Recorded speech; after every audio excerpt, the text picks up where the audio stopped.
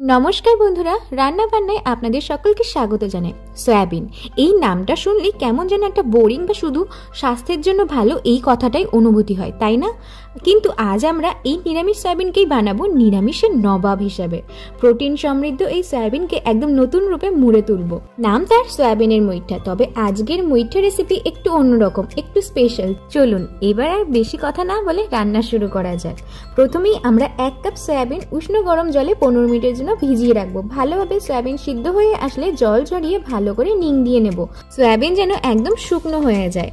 এবার জল ঝরিয়ে নেওয়া সিদ্ধ সয়াবিনগুলো মিক্সারে নিয়ে হালকা গুঁড়ো করে নেব। খেয়াল রাখবেন যেন পেস্ট না হয়ে যায়, একটু দানা দানা থাকতে হবে।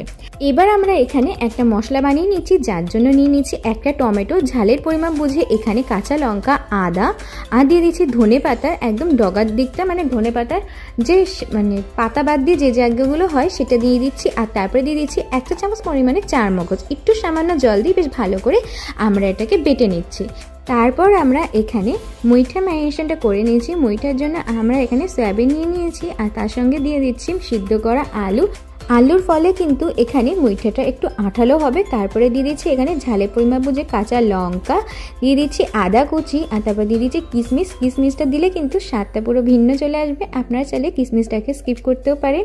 এরপরে দিয়ে দিচ্ছি স্বাদ অনুযায়ী লবণ, একটু হলুদ গুঁড়ো, আর দিয়ে দিচ্ছি একটু চিনি। চিনিটা ব্যবহার করছি যেহেতু এটাকে পুরো একদম ভাজবো আমরা, তাই জন্য একটু চিনিটা দিলে কিন্তু স্বাদটা দারুণ আসবে। আর তারপরে ভালো করে বাইন্ডিংয়ের জন্য আমি এখানে 2 চা চামচ এখানে বেসন দিয়ে দিচ্ছি। বেসন মেশালে এর ফলে কিন্তু মুইঠাটা ভীষণভাবে ক্রিস্পি হবে। আর দিয়ে দিচ্ছি ধনেপাতা। বেশ ভালো করে আমরা এখানে ভালো করে সব কিছু মিশিয়ে নিচ্ছি। দেখতে পাচ্ছেন ভালো করে মেশানো হয়ে গেছে। ভালো করে মাখানো হয়ে গেলে আমরা এখানে হাতের মধ্যে ভালো করে তেল মেখে নেব। তেল মেখে মুইঠার আকারগুলো দিয়ে দেব। ভালোভাবে তেল মেখে নেওয়ার ফলে মুইঠার আকারগুলো গড়তে খুব সুবিধা হবে। এরকমভাবে প্রত্যেকটা মুইঠা আমি এখানে গড়ে নিচ্ছি, আপনাদেরকে দেখিয়ে দিয়েছি। আপনারা হাতের তালুর মধ্যে নিয়েই ভালো করে চাপ দিলে, প্রেস করলেই দেখবেন মুইঠার আকার হয়ে যাচ্ছে। আজকে রান্নাটা সম্পূর্ণ সর্ষের তেলেই করছি। তেলটা গরম হয়ে আসলে গ্যাসের ফ্লেমটা মিডিয়ামে দিয়ে, মানে একদম লো টু মিডিয়ামে দিয়ে তারপরে ভাজবো, নইলে কিন্তু আমাদের মুইঠাগুলো ভেঙে যাবে। হাই ফ্লেমে ভাজলে খুব হালকা হাতে নাড়াচাড়া করে আমরা এখানে মুইঠাগুলো সোনালি করে ভেজে তুলে নেব। এই ভাজাটাই কিন্তু আমাদের গ্রেভির মধ্যে মুইঠাটাকে ভেঙে দিতে দেবে না এবং স্বাদ বাড়িয়ে দেবে শতগুণ। সেই জন্য কিন্তু মুইঠাটা ভাজা হয়, নইলে কিন্তু মুইঠাটা এমনিভাবে ব্যবহার করা হতে পারে। ভাজা হয়ে গেছে, দেখতেই পাচ্ছেন কত সুন্দর সোনালি বাদামি কালার চলে এসেছে। আমরা এবার তুলে নিচ্ছি।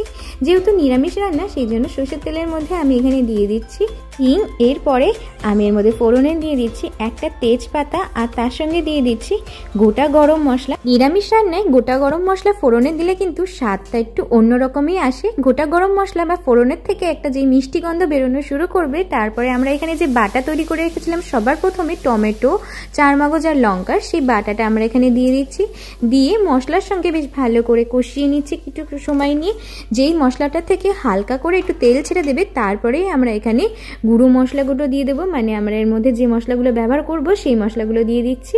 এখানে ব্যবহার করছি আমি স্বাদ অনুযায়ী লবণ, এখানে দিচ্ছি কালারের জন্য কাশ্মীরি রেড চিলি পাউডার, দিচ্ছি 1 চা চামচ পরিমাণে জিরে গুঁড়ো, একটু মিষ্টত্ব ভাব রাখার জন্য যেহেতু নিরামিষ একটু চিনি, আর কালারের জন্য এখানে ব্যবহার করছি হলুদ গুঁড়ো। আপনারা চাইলে কাশ্মীরি রেড চিলি পাউডারটা স্কিপও করে যেতে পারেন, আর চিনিটা আপনারা আপনাদের স্বাদ অনুযায়ী দেবেন। আপনারা যদি কেউ চিনি খেতে পছন্দ না করে থাকেন বা মিষ্টি খেতে পছন্দ না করে থাকেন, অবশ্যই মশলাগুলো এবার ভালোভাবেই কষিয়ে নেব যতক্ষণ না তেল ছেড়ে আসে। দেখতেই পাচ্ছেন কালারটা কত সুন্দর এসেছে। কাশ্মীরি রেড চিলি পাউডার এবং টমেটোটা ব্যবহার করার জন্য কালারটা কিন্তু এত সুন্দর এসেছে।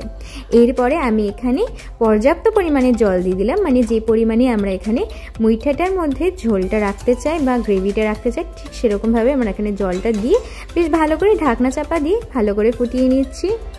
আমরা কিন্তু এখানে মুইঠাগুলো একদম শেষ পর্যায়ে ব্যবহার করব।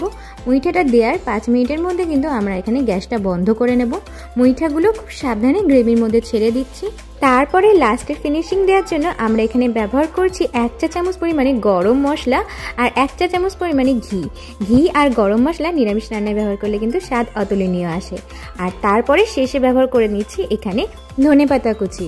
মুইঠাগুলো গ্রেভি কিন্তু শুষে নেওয়ার জন্য আমরা এখানে 5 মিনিট কিন্তু কড়াইয়ের মধ্যেই বেশ ভালোভাবে রেখে দেব। আপনারা চাইলে কিন্তু গ্যাসের আঁচটাও দিতে পারেন একদম লো টু মিডিয়াম ফ্লেমে, কিন্তু আমি এখানে লো টু মিডিয়াম ফ্লেমে দিচ্ছি না, কারণ মুইঠাগুলো অনেকটা ঝোল শুষে নেব এবং মুইঠাগুলো কিন্তু ভীষণভাবে নরম হয়ে যাবে। আমি এখানে গরম গরম মুইঠা কিন্তু পরিবেশন করে দিচ্ছি। আমাদের সয়াবিনের মুইঠা নিরামিষের নবাব একদম কিন্তু তৈরি হয়ে গেছে। এই রেসিপিটা এতটাই সুস্বাদু যে আপনি মাংসের কথা কিন্তু একদম ভুলে যাবেন। আশা করি সয়াবিনের এই নিরামিষ নবাবের রেসিপিটা ভালো লেগেছে। আর যদি অন্য কোনো বোরিং সবজিকে সুস্বাদুভাবে তৈরি করার দেখতে চান সেটাও জানাতে ভুলবেন না। রেসিপিটা ভালো লেগে থাকলে আপনাদের প্রিয় বন্ধুর সঙ্গে অবশ্যই শেয়ার করবেন এবং আরও এমন রেসিপি দেখার জন্য আমার চ্যানেলটিকে সাবস্ক্রাইব করে পাশে থাকবেন। ভালো থাকবেন আর মনের মতো রান্না করতে থাকবেন।